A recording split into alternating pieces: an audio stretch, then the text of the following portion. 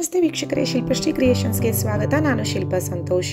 ಇದೇ ಮೊದಲನೇ ಬಾರಿಗೆ ನಮ್ಮ ಚಾನಲ್ನ ನೋಡ್ತಾ ಇದ್ದರೆ ದಯವಿಟ್ಟು ಸಬ್ಸ್ಕ್ರೈಬ್ ಮಾಡ್ಕೊಳ್ಳಿ ಹಾಗೂ ಪಕ್ಕದಲ್ಲಿ ಕಾಣೋ ಬೆಲ್ ಐಕಾನ್ ಕೂಡ ಪ್ರೆಸ್ ಮಾಡ್ಕೊಳ್ಳಿ.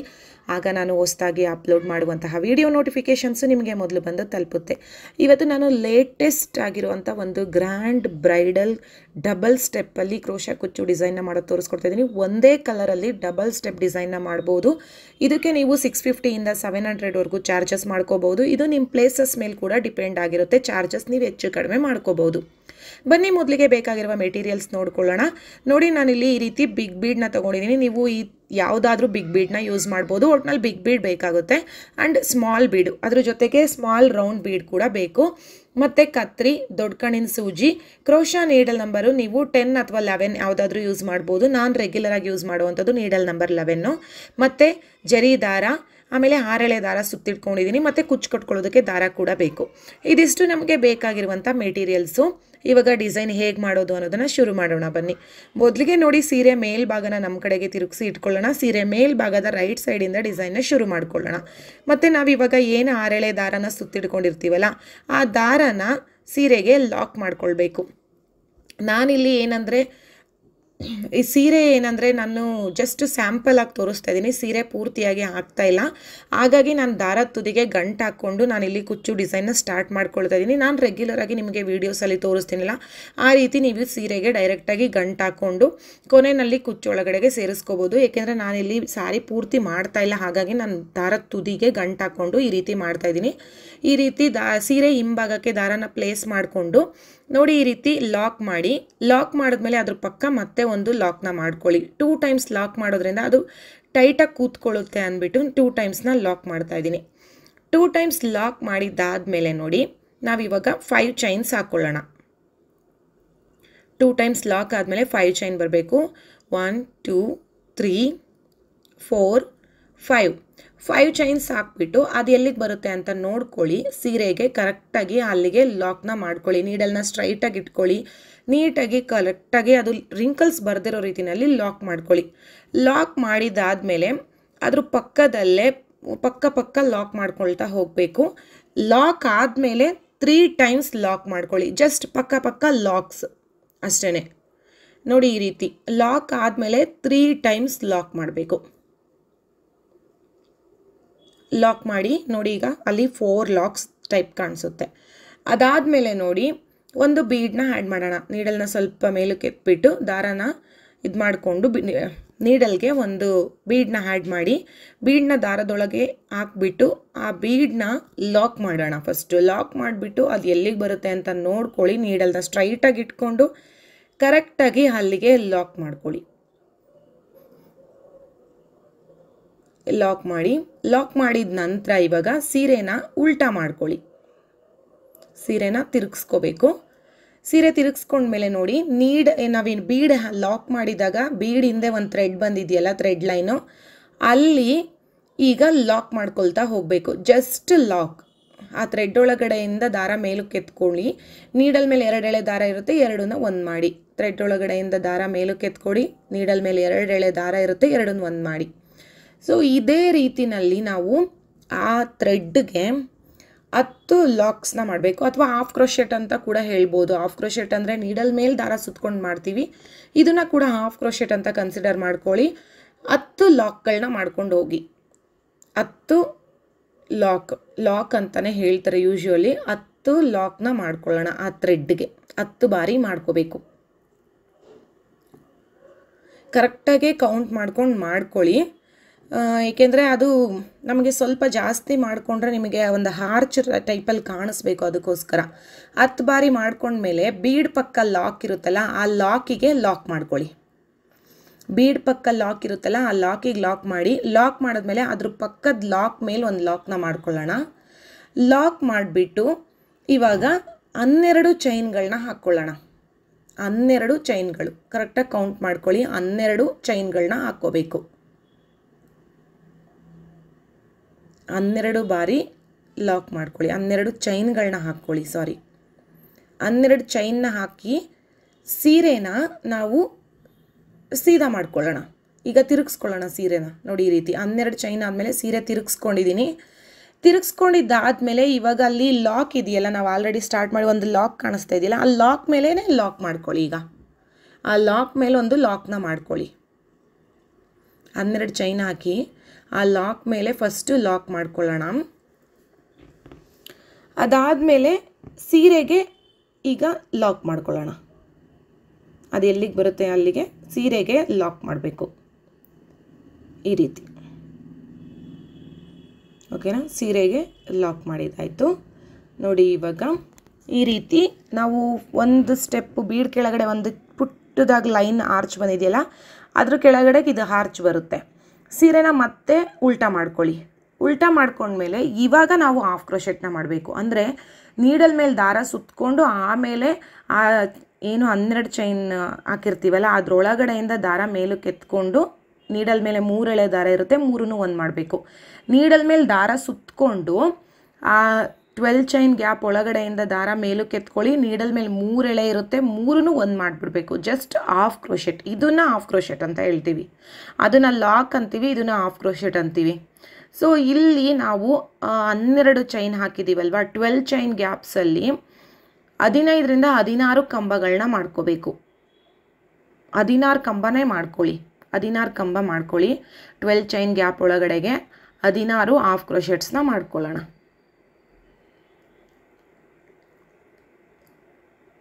ಹದಿನಾರು ಕರೆಕ್ಟಾಗಿ ಕೌಂಟ್ ಮಾಡಿ ಮಾಡ್ಕೊಳ್ಳಿ.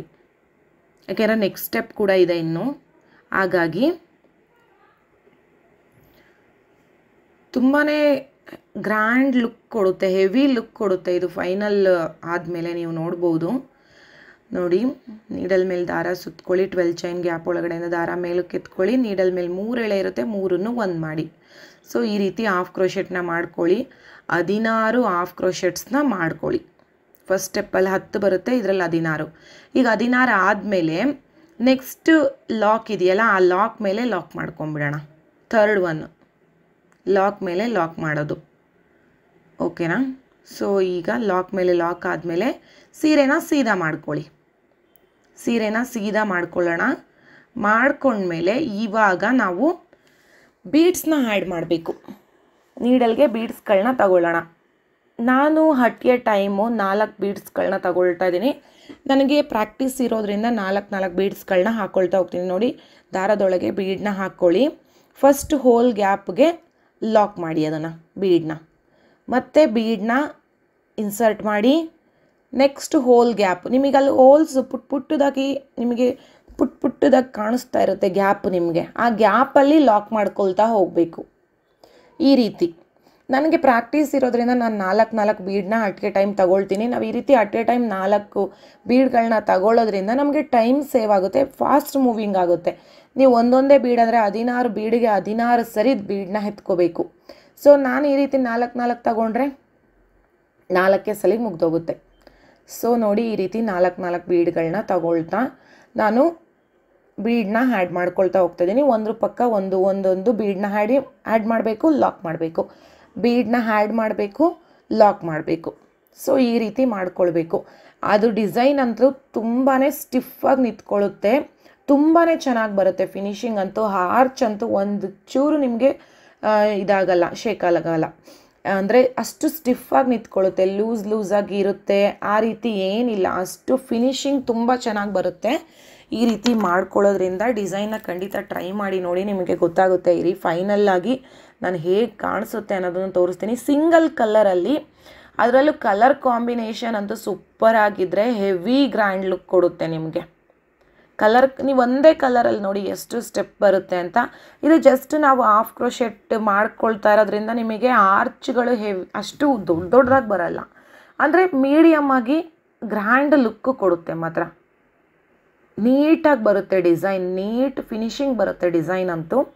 ಖಂಡಿತ ಟ್ರೈ ಮಾಡಿ ನೋಡಿ. ಒಂದೊಂದೇ ಬೀಡನ್ನ ಆ್ಯಡ್ ಮಾಡಬೇಕು, ಲಾಕ್ ಮಾಡಬೇಕು. ಬೀಡನ್ನ ಲಾಕ್ ಮಾಡೋಂಗಿಲ್ಲ, ಡೈರೆಕ್ಟಾಗಿ ನೀವು ಆರ್ಚಿಗೆ ಲಾಕ್ ಮಾಡಬೇಕು. ಬೀಡನ್ನ ಆ್ಯಡ್ ಮಾಡ್ಕೋಬೇಕು, ಆರ್ಚಿಗೆ ಲಾಕ್ ಮಾಡಬೇಕು ಅಷ್ಟೇ. ಬೀಡನ್ನ ಲಾಕ್ ಮಾಡಿ ಆರ್ಚಿಗೆ ಮಾಡೋಕ್ಕೆ ಹೋಗಬೇಡಿ ಲಾಕು, ಆವಾಗ ರಿಂಕಲ್ಸ್ ಬಂದುಬಿಡುತ್ತೆ. ಬೀಡ್ ಲಾಕ್ ಮಾಡಿ ಮಾಡೋಕ್ಕೋದ್ರೆ ಸ್ಪೇಸ್ ತಗೊಳ್ಳುತ್ತೆ. ಹಾಗಾಗಿ ನೋಡಿ, 16 ಬೀಡ್ಗಳನ್ನ ಆ್ಯಡ್ ಮಾಡ್ಕೊಂಡಿದ್ದೀನಿ ನಾನು ಇವಾಗ. 16 ಕಂಬಗಳನ್ನ ಮಾಡ್ಕೊಂಡ್ವಿ. 16 ಬೀಡೇ ಬರುತ್ತೆ ನಿಮಗೆ, ಯಾಕೆಂದರೆ ಒಂದೊಂದು ಹೋಲ್ ಮೇಲೆ ಒಂದೊಂದು ಬೀಡನ್ನ ಆ್ಯಡ್ ಮಾಡ್ತೀವಿ ಅಷ್ಟೇ ಅಲ್ಲ, ಹಾಗಾಗಿ 16 ಬೀಡ್ಗಳು ಬರುತ್ತೆ. ನೋಡಿ ಈ ರೀತಿ ಬರುತ್ತೆ ನಿಮಗೆ ಡಿಸೈನು. ಇವಾಗ ಅದನ್ನು ಲಾಕ್ ಮಾಡೋಣ. ಸೀರೆಗೆ ಲಾಕ್ ಮಾಡಬೇಕು. ನೋಡಿ ತುಂಬ ಸ್ಟಿಫಾಗಿ ನಿಂತ್ಕೊಳ್ಳುತ್ತೆ ಮಾತ್ರ, ಡಿಸೈನ್ ಒಂದು ಚೂರು ಅಳ್ಳಾಡಲ್ಲ. ನೋಡಿ ಈಗ ಸೀರೆಗೆ ಅದು ಎಲ್ಲಿಗೆ ಬರುತ್ತೆ ಅಲ್ಲಿಗೆ ಅದ್ರ ಪಕ್ಕ ಲಾಕ್ ಮಾಡ್ಕೊಳ್ಳಿ. ಲಾಕ್ ಮಾಡಿದ್ದಾದಮೇಲೆ ಅದ್ರ ಪಕ್ಕ ಮತ್ತೊಂದು ಲಾಕು. ಸೊ ರೈಟ್ ಸೈಡಲ್ಲಿ 4 ಲಾಕ್ಸ್ ಇದೆ ಅಲ್ಲ ನಿಮಗೆ, ಸೊ ಲೆಫ್ಟಲ್ಲಿ ಇನ್ನೊಂದು ಲಾಕ್ ಮಾಡಿಬಿಡಿ. ಸೊ 4 ಲಾಕ್ಸು, 4 ಲಾಸ್ಟ್ ಇನ್ನೊಂದು ಲಾಕ್ ಮಾಡ್ಕೋಬೇಕು. ಆವಾಗ ಫಿನಿಶ್ ಆಗುತ್ತೆ ಆರ್ಚ್ ನಿಮಗೆ. ನೆಕ್ಸ್ಟು 5 ಚೈನ್ಸ್ ಹಾಕ್ಕೊಳ್ಳೋಣ. 5 ಚೈನ್ ಹಾಕಿ ಅದು ಎಲ್ಲಿಗೆ ಬರುತ್ತೆ ಅಲ್ಲಿಗೆ ಲಾಕ್ ಮಾಡಿ. ಸೊ ಇದು ಒಂದು ಆರ್ಚ್ ನಿಮಗೆ. ನೆಕ್ಸ್ಟ್ ಇದು 5 ಚೈನ್ ಗ್ಯಾಪ್ ಬಂದು ಕುಚ್ಚು ಕಟ್ಕೊಳ್ಳೋದಕ್ಕೆ ಲಾಕ್ ಮಾಡಿ. ಲಾಕ್ ಆದಮೇಲೆ ಮತ್ತೆ 3 ಟೈಮ್ಸ್ ಲಾಕ್ ಮಾಡಿ. ನೆಕ್ಸ್ಟ್ ಆರ್ಚ್ ಕಂಟಿನ್ಯೂಯೇಷನ್ ಇದು 3 ಟೈಮ್ಸು ಲಾಕ್, ಅಂದರೆ ಟೋಟಲ್ ಆಗಿ 4 ಲಾಕ್ಸ್ ಬರುತ್ತೆ ನಿಮಗೆ. ಒಂದು ಬೀಡನ್ನ ಆ್ಯಡ್ ಮಾಡ್ಕೊಳ್ಳೋಣ. ಸ್ವಲ್ಪ ಗ್ರ್ಯಾಂಡ್ ಲುಕ್ ಇರೋ ಬೀಡ್ಗಳನ್ನ ತಗೊಳ್ಳಿ, ಅಥವಾ ಆಮೇಲೆ ರೌಂಡ್ ಬೀಡ್, ಆದಷ್ಟು ರೌಂಡ್ ಬೀಡ್ ಬೇಕಾದರೆ ಯೂಸ್ ಮಾಡಿ, ಇನ್ನೂ ಚೆನ್ನಾಗಿ ಬರುತ್ತೆ. ಒಟ್ಟಿನಲ್ಲಿ ಗ್ರ್ಯಾಂಡಾಗಿರೋ ಅಂಥ ಬೀಡನ್ನ ಯೂಸ್ ಮಾಡಿ, ಡಿಸೈನ್ ಕೂಡ ಗ್ರ್ಯಾಂಡಾಗಿ ಬರುತ್ತೆ. ಬೀಡನ್ನ ಲಾಕ್ ಮಾಡಿ ಸೀರೆಗೆ ಎಲ್ಲಿಗೆ ಬರುತ್ತೆ ಅಲ್ಲಿಗೆ ಲಾಕ್ ಮಾಡಿ. ನೆಕ್ಸ್ಟ್ ಆರ್ಚನ್ನ ಕಂಟಿನ್ಯೂ ಮಾಡ್ಕೊಂಡು ಹೋಗಬೇಕು. ನೋಡಿ ಈ ರೀತಿ ಬರುತ್ತೆ ಡಿಸೈನ್, ನಿಮಗೆ ಈ ರೀತಿ ಬರುತ್ತೆ ಫೈನಲ್ಲಾಗಿ. ಸೊ ಇದೇ ರೀತಿ ಎಲ್ಲ ಆರ್ಚ್ಗಳನ್ನೂ ಮಾಡ್ಕೋಬೇಕು. ಒಂದೇ ಕಲರಲ್ಲಿ ನಮಗೆ ಡಿಸೈನು ಕಂಪ್ಲೀಟ್ ಆಗಿಬಿಡುತ್ತೆ. ಬೇಗನೂ ಆಗುತ್ತೆ, ನಿಮಗೆ ಟೈಮ್ ಕೂಡ ಸೇವ್ ಆಗುತ್ತೆ. ಫಾಸ್ಟ್ ಮೂವಿಂಗ್ ಡಿಸೈನ್ ಇದು. ಸೊ ನಾನಿಲ್ಲಿ ಹೇಳಿದಾಗೆ ನಾನು ಸೀರೆಗೆ ಪೂರ್ತಿಯಾಗಿ ಹಾಕ್ತಾಯಿಲ್ಲ, ಜಸ್ಟ್ ನಾನು ವೀಡಿಯೋಗೋಸ್ಕರ ಇದು ಮಾಡಿದ್ದು. ಸೀರೆ ಇರಲಿಲ್ಲ ಅನ್ನೋ ಕಾರಣಕ್ಕೆ ನನಗೆ ಅರ್ಜೆಂಟ್ ಸ್ವಲ್ಪ ಕೆಲಸ ಇತ್ತು. ಹಾಗಾಗಿ ನೋಡಿ ಒಂದು 3 ಆರ್ಚ್ನ ಮಾಡಿ ಮಾತ್ರ ತೋರಿಸ್ತಾ ಇದ್ದೀನಿ ನಿಮಗೆ. ಸೊ ಫಂಕ್ಷನ್ ಇತ್ತು ಮನೆಯಲ್ಲೇ, ಹಾಗಾಗಿ ನನಗೆ ಮಾಡಿ ತೋರ್ಸೋಕ್ಕಾಗಲ್ಲ ಅಂದ್ಬಿಟ್ಟು ಹಾಗೆಯೇ ವಿಡಿಯೋ ಕೂಡ ಡಿಲೇ ಆಗಿದೆ. ಸೊ ನೋಡಿ ಇವಾಗ ನೆಕ್ಸ್ಟು ನಾನು ಕುಚ್ಚು ಕಟ್ಕೊಳ್ಳೋದಕ್ಕೆ 3 ಆರ್ಚ್ ಅಲ್ವಾ, ಸೊ ನಾನು ಕೈಯಲ್ಲೇ ಥ್ರೆಡ್ನ ಸುತ್ಕೋತಾ ಇದ್ದೀನಿ. ನನ್ನ ಹತ್ರ ಥ್ರೆಡ್ಡು ಏನು ಮಿಕ್ಕಿರುತ್ತೆ ಕೆಲವೊಂದು ಕುಚ್ಚು ಹಾಕಿ ಆ ಥ್ರೆಡ್ಡನ್ನೇ ಯೂಸ್ ಮಾಡ್ತಾಯಿದ್ದೀನಿ. ಹಾಗಾಗಿ ಅದು 6 ಎಳೆ ದಾರ ಸುತ್ತಿಟ್ಟಿದ್ನಲ್ಲ ಅದನ್ನೇ ಕುಚ್ಚು ಕಟ್ಕೊಳ್ಳೋದಕ್ಕೆ ನೋಡಿ ಈ ರೀತಿ ಬೆರಳಲ್ಲಿ ಕುಚ್ಚು ಕಟ್ಕೊಳ್ತಾ ಇದ್ದೀನಿ. ನೀವು ಬೇಕಾದ್ರೆ ಒಂದೊಂದು ಕುಚ್ಚು ಶಾರ್ಟೇಜ್ ಆಗಿರುತ್ತಲ್ಲ, ಕುಚ್ಚು ಕಟ್ಕೊಳ್ಳೋಕೆ ದಾರ ಸುತ್ಕೊಂಡಿರ್ತೀರ ಒಂದಷ್ಟು, ಆವಾಗ ಲಾಸ್ಟಲ್ಲಿ 1-2 ಕುಚ್ಚು ಶಾರ್ಟೇಜ್ ಆಗಿರುತ್ತಲ್ಲ, ಆವಾಗ ಈ ರೀತಿ ನೀವು ಬೆರಳಲ್ಲಿ ದಾರನ ಸುತ್ತಕೊಂಡು ಕುಚ್ಚನ್ನ ಕಟ್ಕೋಬೋದು. ಸೊ ಇದು ಒಂದು ನಿಮಗೆ ಟ್ರಿಕ್ಸ್, ಏಕೆಂದರೆ ಟೈಮ್ ಸೇವ್ ಆಗುತ್ತೆ. ಮತ್ತು ನಾವು ನೀಡಲ್ಗೆ ಹಾಕಿನೇ ದಾರ ಸುತ್ಕೋಬೇಕನ್ನೋದಿರೋದಿಲ್ಲ. ನೋಡಿ ಈ ರೀತಿ ಸುತ್ಕೋಬೋದು. 80 ಎಳೆ ದಾರ ಸುತ್ಕೊಳ್ತೀವಿ, ಅದು ನಮಗೆ 160 ಎಳೆ ದಾರ ಆಗಿರುತ್ತೆ. ಸೊ ಅದು ಮತ್ತೆ ಕುಚ್ಚು ಕಟ್ಕೊಳ್ಳೋದಕ್ಕೆ ನಮಗೆ 320 ಎಳೆ ದಾರ ಆಗುತ್ತೆ. ನಾವು ಸುತ್ತುವಾಗ 80 ಎಳೆ ರೌಂಡನ್ನ ಸುತ್ಕೋಬೇಕು. ನೋಡಿ ಈ ರೀತಿ ದಾರನ ಕೈಯಿಂದ ಎತ್ಕೋಬೇಕು, ಅದು ಮೇಲೆ ಹೋಲ್ಡ್ ಮಾಡಿಕೊಂಡು ದಾರನ ಎತ್ಕೊಳ್ಳಿ. ಎತ್ಕೊಂಡಿದ್ದಾದಮೇಲೆ ನೀಟಾಗಿ ಈ ರೀತಿ ಹೋಲ್ಡ್ ಮಾಡ್ಕೊಳ್ಳಿ, ಫಿನಿಶಿಂಗ್ ನೀಟಾಗಿ ಈ ರೀತಿ ಮಾಡಿಕೊಂಡು ಅದನ್ನು ಏನು ನಾವು ಕುಚ್ಚು ಕಟ್ಕೊಳ್ಳೋದಕ್ಕೆ ಸ್ಪೇಸ್ ಬಿಟ್ಟಿರ್ತೀವಲ್ಲ ಅಲ್ಲಿಗೆ ಕುಚ್ಚು ಕಟ್ಕೊಳ್ಳೋದು. ನಾನು ತೋರಿಸ್ತೀನಿ ಕುಚ್ಚು ಯಾವ ರೀತಿಯೂ ಕಟ್ಕೋಬೋದು ಅನ್ನೋದನ್ನು ಕೂಡ ತೋರಿಸ್ತೀನಿ ನೋಡಿ ನಿಮಗಿಲ್ಲಿ. ಈಗೇನು ನಾವು 5 ಚೈನ್ ಗ್ಯಾಪ್ ಕೊಟ್ಟಿದ್ದೀವಲ್ಲ ಅದರೊಳಗಡೆಗೆ ಕುಚ್ಚನ್ನ ಕಟ್ಕೊಳ್ಳೋದು. ನೋಡಿ ಈ ರೀತಿ ಫಸ್ಟು ಸೀರೆನ ಹೋಲ್ಡ್ ಮಾಡ್ಕೊಳ್ಳಿ, ಸ್ವಲ್ಪ ಈ ರೀತಿ ಮೇಲಕ್ಕೆ ಎತ್ಕೊಂಡು ಆ 5 ಚೈನ್ ಗ್ಯಾಪ್ ಒಳಗಡೆಗೆ ಈ ಥ್ರೆಡ್ನ ಒಳಗಾಕಿ. ಈ ರೀತಿ ಪೂರ್ತಿ ದಾರ ಥ್ರೆಡ್ನ ಒಳಗಾಕ್ಬಿಟ್ಟು ಎರಡೂ ಕಡೆನೂ ಈಕ್ವಲ್ಲು, ಎರಡೂ ಕಡೆನೂ ಒಂದೇ ಸಮ ಬರಬೇಕು. ಈ ರೀತಿ ಮಧ್ಯಕ್ಕೆ ಕೂರಿಸ್ಕೊಳ್ಳಿ. ಕೂರಿಸ್ಕೊಂಡ್ಮೇಲೆ ಈ ರೀತಿ ಫೋಲ್ಡ್ ಮಾಡಿ ನೀಟಾಗಿ ಥ್ರೆಡ್ನೆಲ್ಲ ಒಂದೇ ಸಮ ಬರೋ ಥರ ಫಿನಿಶಿಂಗ್ ಕೊಡಬೇಕು. ಸೊ ನೀಟಾಗಿ ಎಲ್ಲ ಎಳ್ಕೊಂಡು ಒಂದು ಸ್ಟೇಜ್ ನೀಟಾಗಿ ಕೂರಿಸ್ಕೊಳ್ಳಿ. ಕೂರಿಸ್ಕೊಂಡಿದ್ದಾದಮೇಲೆ ಜರಿ ದಾರದಿಂದ ಕುಚ್ಚನ್ನ ಕಟ್ಕೋಬೇಕು.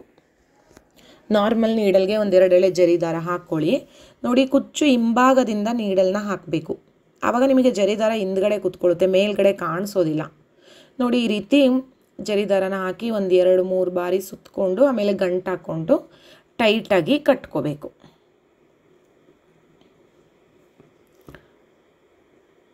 ನೀವು ಟೇಬಲ್ ಮೇಲೆ ಹಾಕ್ಕೊಂಡು ನೀಟಾಗಿ ಏನು ಒಂದು ಬುಕ್ಕು ಅಥವಾ ಏನಾದರೂ ವೆಯ್ಟ್ ಆಗಿರೋ ಅಂಥದ್ದನ್ನು ಇಟ್ಕೊಂಡು ಕಟ್ಕೊಂಡ್ರೆ ತುಂಬ ಈಸಿಯಾಗಿ ಬೇಗ ಕಟ್ಕೋಬೋದು. ಬಟ್ ನಾನು ವಿಡಿಯೋಗೆ ನಿಮಗೆ ತೋರಿಸ್ಬೇಕಂತ ಹೇಳಿ ಈ ಥರ ತೋರಿಸ್ತಾ ಇರೋದ್ರಿಂದ ಅದು ಸ್ವಲ್ಪ ನಿಮಗೆ ಡಿಫಿಕಲ್ಟ್ ಅಂತ ಫೀಲ್ ಆಗ್ಬೋದು. ಬಟ್ ನೀವು ಟೇಬಲ್ ಮೇಲೆ ಕುಚ್ಚು ಕಟ್ಕೊಳ್ಳೋದಕ್ಕೆ ನಾರ್ಮಲಿ ಹೇಗೆ ಕಟ್ಕೋತಿರಲ್ಲ ಆ ರೀತಿ ಕಟ್ಕೊಂಡ್ರೆ ಅಂತೂ ತುಂಬ ಈಸಿಯಾಗಿ ಬೇಗನೆ ಕಟ್ಕೊಂಡು ಹೋಗ್ಬೋದು. ಜಾಸ್ತಿ ಕುಚ್ಚುಗಳಿಲ್ಲ ಅಂತ ಅಂದಾಗ ನೀವು ಈ ರೀತಿಯೇ ಕೈಯಲ್ಲೇ ಸುತ್ಕೊಂಡು ಕುಚ್ಚುಗಳನ್ನ ಕಟ್ಕೊಂಡು ಹೋಗ್ಬಿಡ್ಬೋದು. ಕೆಲವೊಮ್ಮೆ ನೋಡಿ ಈ ರೀತಿ ನೀಟಾಗಿ ಗಂಟು ಹಾಕೊಂಡು ಟೈಟಾಗಿ ಕಟ್ಕೊಂಡ್ಬಿಟ್ಟು ಕುಚ್ಚು ಹಿಂದ್ಗಡೆ ಆ ಗಂಟುಗಳೇನಿರುತ್ತೆ ಆ ಗಂಟು ಒಳಗಡೆಯಿಂದ ಸೂಜಿನ ಕೆಳಗೆ ಎತ್ಕೊಳ್ಳಿ. ಈ ರೀತಿ ಕೆಳಗೆ ಎತ್ಕೊಳ್ಳೋದ್ರಿಂದ ನಿಮಗೆ ಜರಿ ದಾರ ಕೂಡ ಬಿಚ್ಚೋಗೋದಿಲ್ಲ. ಯಾಕೆಂದರೆ ಫೈನಲ್ ಆಗಿ ನಮಗೆ ಕುಚ್ಚು ಎಲ್ಲಿ ಕಟ್ ಮಾಡ್ಕೋತೀವಿ ಅಲ್ಲಿಗೆ ಕಟ್ ಮಾಡ್ತೀವಿ. ನೀವು ಗಂಟು ಹಾಕೋದ್ಮೇಲೆ ಏನಾದರೂ ಗಂಟು ಪಕ್ಕ ಜರಿ ದಾರನ ಕಟ್ ಮಾಡಿದ್ರಿಂದ ಖಂಡಿತ ಜರಿ ದಾರ ಬಿಚ್ಚೋಗೋ ಚಾನ್ಸಸ್ ಇರುತ್ತೆ. ಟೈಟಾಗಿ ಕಟ್ಕೊಂಡ್ಮೇಲೆ ಗಂಟು ಒಳಗಡೆಯಿಂದ ಜರಿ ದಾರನ ಕೆಳಗೆ ಎತ್ಕೊಂಡು ಆನಂತರ ಕಟ್ ಮಾಡಿದ್ದಾದಮೇಲೆ ನೋಡಿ ಇವಾಗ ಕುಚ್ಚನ್ನೆಲ್ಲ ಒಂದು ಸಮ ಇಟ್ಕೊಳ್ಳೋಣ. ಇಟ್ಕೊಂಡ್ಮೇಲೆ ನಾವು ನೀಟಾಗಿ ಟ್ರಿಮ್ ಮಾಡ್ಕೋಬೇಕು. ಎಷ್ಟುದ್ದ ಬೇಕು ನಿಮಗೆ ಕುಚ್ಚು ಅನ್ನೋದನ್ನು ನೋಡ್ಕೊಳ್ಳಿ. ಕರೆಕ್ಟಾಗಿ ಕಟ್ ಮಾಡ್ಕೊಳ್ಳೋಣ. ಒಂದೇ ಸಮನಾಗಿ ಎಲ್ಲ ಕುಚ್ಚುಗಳು ಒಂದು ಉದ್ದ ಒಂದು ಗುಡ್ಡ ಆ ರೀತಿ ಆಗದಿರೋ ರೀತಿಯಲ್ಲಿ ಕರೆಕ್ಟಾಗಿ ಕಟ್ ಮಾಡ್ಕೋಬೇಕು, ಟ್ರಿಮ್ ಮಾಡ್ಕೋಬೇಕು. ಆದಷ್ಟು ಆರ್ಚ್ ಲೆವೆಲಿಗೆ ಮಾಡ್ಕೊಳ್ಳಿ, ತುಂಬ ಚೆನ್ನಾಗಿ ಬರುತ್ತೆ. ತುಂಬ ಉದ್ದ ಇದ್ರೂ ನಿಮಗೆ ಆರ್ಚ್ ಲುಕ್ ಬರೋದಿಲ್ಲ. ನಾವು ಕುಚ್ಚುನ ಆದಷ್ಟು ಆರ್ಚ್ ಲೆವೆಲಿಗೆ ಮಾಡ್ಕೋಬೋದು ಅಥವಾ ಅದಕ್ಕಿಂತ ಚಿಕ್ಕ ಕೂಡ ಮಾಡ್ಕೋಬೋದು. ಆರ್ಚ್ಗಿಂತ ಉದ್ದ ಮಾಡಿಕೊಂಡ್ರೆ ಈ ರೀತಿ ಸಿಂಪಲ್ ಕುಚ್ಚುಗಳನ್ನ ಉದ್ದ ಮಾಡ್ಕೋಬಾರ್ದು.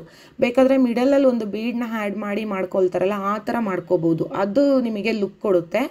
ಬಟ್ ಈ ರೀತಿ ಸಿಂಪಲ್ ಜಸ್ಟ್ ಕುಚ್ಚುಗಳನ್ನ ಕಟ್ಟೋದು ನೀವು ಉದ್ದ ಬಿಟ್ಟಷ್ಟು ಕುಚ್ಚುಗಳು ಕೂಡ ಫೋಲ್ಡ್ ಆಗುತ್ತೆ. ಏಕೆಂದರೆ ನಾವು ಮಡ್ಚಿಟ್ಬಿಟ್ಟಿರ್ತೀವಿ, ಕುಚ್ಚುಗಳು ಫೋಲ್ಡ್ ಆಗಿಬಿಡುತ್ತೆ. ಸೊ ನೋಡಿ ಆರ್ಚ್ ಲೆವೆಲಿಗೆ ದಪ್ಪನಾಗಿ ನೀಟಾಗಿ ಕಟ್ಕೊಂಡ್ರೆ ಎಷ್ಟು ಚೆನ್ನಾಗಿ ಕಾಣಿಸುತ್ತೆ. ಫೈನಲ್ಲಾಗಿ ಎಲ್ಲ ಕುಚ್ಚುಗಳನ್ನ ಕಟ್ಟಿದ್ಮೇಲೆ ತೋರಿಸ್ತಾ ಇದ್ದೀನಿ ನೋಡಿ, ತುಂಬಾ ಗ್ರ್ಯಾಂಡ್ ಲುಕ್ ಬರುತ್ತೆ. ಬೇಕಾದ್ರೆ ಸ್ಟೋನ್ ಚೈನ ಸ್ಟಿಕ್ ಮಾಡಿ ಇನ್ನೂ ಸೂಪರಾಗಿ ಬರುತ್ತೆ ಡಿಸೈನು. ಸೊ ಈ ಡಿಸೈನು ತುಂಬ ಈಸಿಯಾಗಿದೆ. ನಿಮಗೆಲ್ಲ ಇಷ್ಟ ಆಗಿದೆ ಅಂದ್ಕೊಳ್ತೀನಿ. ಇಷ್ಟ ಆಗಿದರೆ ದಯವಿಟ್ಟು ಲೈಕ್ ಮಾಡಿ, ಆದಷ್ಟು ನಿಮ್ಮ ಫ್ಯಾಮಿಲಿ ಫ್ರೆಂಡ್ಸ್ ಜೊತೆಗೂ ಕೂಡ ಶೇರ್ ಮಾಡಿ. ಹಾಗೆ ಡಿಸೈನ್ ಹೇಗಿತ್ತು ಅಂತ ಕಮೆಂಟ್ ಮಾಡಿ. ಇದೇ ಮೊದಲನೇ ಬಾರಿಗೆ ನಮ್ಮ ಚಾನಲ್ನ ನೋಡ್ತಾ ಇದ್ದರೆ ಸಬ್ಸ್ಕ್ರೈಬ್ ಮಾಡ್ಕೊಳ್ಳಿ. ಹಾಗೂ ಈ ವಿಡಿಯೋ ನೋಡಿದ್ದಕ್ಕಾಗಿ ತುಂಬ ಧನ್ಯವಾದಗಳು.